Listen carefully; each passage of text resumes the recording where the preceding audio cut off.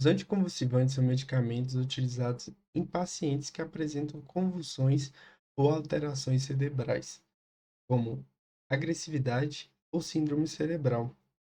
Eles são utilizados como medicamento único em cães que apresentam epilepsia idiopática, ou seja, que não se sabe a causa da doença, ou em associação a outros medicamentos quando a origem das convulsões se deve a uma alteração metabólica ou orgânica em progressão. Sendo assim, os anticonvulsivantes vão agir evitando os diferentes mecanismos que dão início às crises convulsivas.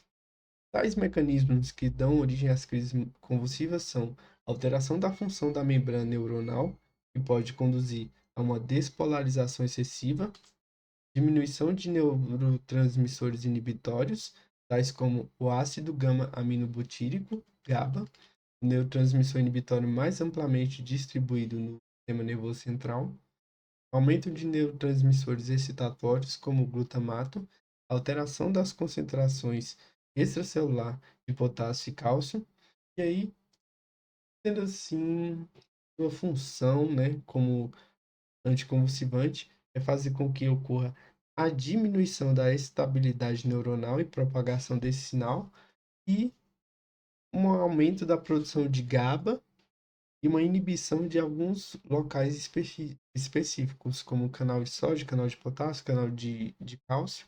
E vai existir alguns fármacos especialistas nessas regiões com seus mecanismos de ação.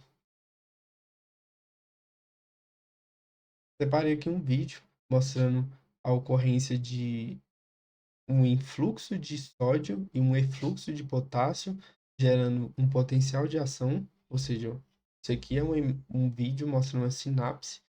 E aí, depois da despolarização, vai ocorrer o influxo de cálcio para dentro e normalmente vai se ligar a camodulina vai se ligar às vesículas e aí vai liberar o neurotransmissor excitatório. Um exemplo seria o glutamato. Entretanto, neste vídeo você vai notar a ação dos anticonvulsivantes. Então, como você vê nessa imagem, na sinapse, o influxo de sódio combinado com o efluxo de potássio vai gerar o potencial de ação normal. Aqui, como se vê, e aí, gerando potencial de ação, vai ocorrer a despolarização da membrana e vai abrir os canais específicos para a entrada de cálcio. Um processo normal. Já com a utilização de anticonvulsivantes, vai ter ações específicas. Eles vão fechar os canais de sódio, evitando que haja a despolarização da membrana, como se mostra aqui, os anticonvulsivantes se ligando aos canais de sódio e fechando, fazem com que não ocorra a entrada de sódio neste axônio. E além disso, os anticonvulsivantes também vão se ligar aos canais de cálcio e vai fazer o fechamento destes canais, evitando que o cálcio entre para dentro do axônio. Então, aqui, o anticonvulsivante se ligando ao canal de cálcio, evitando o seu influxo para dentro do axônio. O cálcio não entrando para dentro do axônio vai fazer com que a calmodulina não consiga se ligar às vesículas sinápticas, que por sua vez não vão se romper para liberar o neurotransmissor excitatório, por exemplo, o glutamato. Não liberando o neurotransmissor excitatório para o neurônio pré-sináptico, não vai ocorrer a propagação do sinal. Então, neste vídeo mostra-se o básico da ação dos anticonvulsivantes. Agora vamos partir em direção a aos fármacos e os seus mecanismos de ação. Separei alguns fármacos que inibem canais de sódio, e um exemplo seria a fenitoína, e ela é eficaz bloqueando os canais de sódio e inibindo a geração de potenciais de ação repetidos. Como se mostra nessa imagem, a fenitoína vai se ligar aos canais de sódio, e aí, se ligando, ela vai inibir a entrada de sódio para dentro deste axônio. Inibindo a entrada de sódio, não vai ocorrer a despolarização e não vai ocorrer a transmissão deste sinal. Uma curiosidade é que a meia-vida deste medicamento é de 4 horas no cão e de 24 a 108 horas no gato, ou seja, não é recomendado o uso de fenitoína em gatos. Outro tipo de fármaco que inibe canais de cálcio 2+, é a gabapentina. Embora seu nome seja gabapentina, ela não vai se ligar ao GABA-A ou GABA-B. Também não vai interferir na produção ou captação de GABA, apesar de sua estrutura ser semelhante ao GABA. A gabapentina, ela vai se ligar à subunidade de alfa-2-delta-1 de complexo do canal de cálcio 2+, voltagem dependente presente nos neurônios, como se mostra nessa imagem. Ela se liga aos canais de voltagem dependente de cálcio, causando uma inibição da entrada do influxo de cálcio. Ele não vai adentrar, ele não vai se ligar à calmodulina, não se ligar à calmodulina, não vai se ligar à vesícula, e aí não vai ocorrer a liberação do neurotransmissor excitatório. Então não vai ocorrer a liberação do sinal. E aí o neurônio pós-sináptico não vai receber o sinal para fazer sua propagação. Além disso, temos os receptores de glutamato que serão inibidos pelo topiramato. O topiramato tem diversas funções, que é bloqueio de canais de sódio, bloqueio dos canais de potássio, potencializa a ação de GABA e ele, como eu coloquei aqui em vermelho, ele acaba bloqueando os receptores de AMPA. Os receptores de AMPA, como se mostra nessa imagem, eles serão bloqueados pelo topiramato. Então vamos supor, tá aqui o axônio pré-sináptico, vai liberar o neurotransmissor excitatório, como o glutamato, e aí o topiramato vai vir no neurônio pós-sináptico, vai bloquear o AMPA.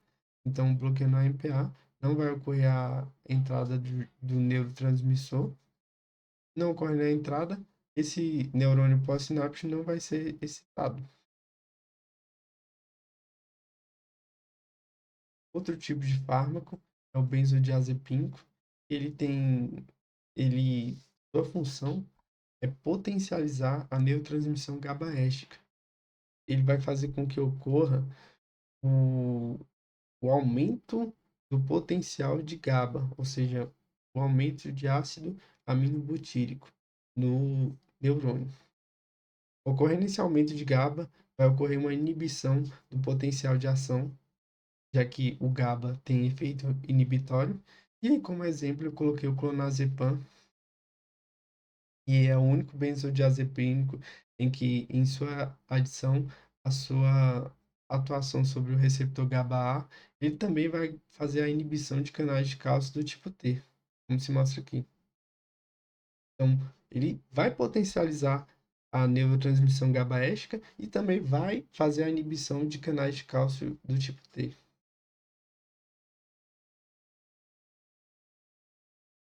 Outro tipo de fármaco que aumenta a inibição mediada pelo GABA é o barbitúrico, e eu separei o fenobarbital, que é um dos primeiros barbitúricos a ser desenvolvido.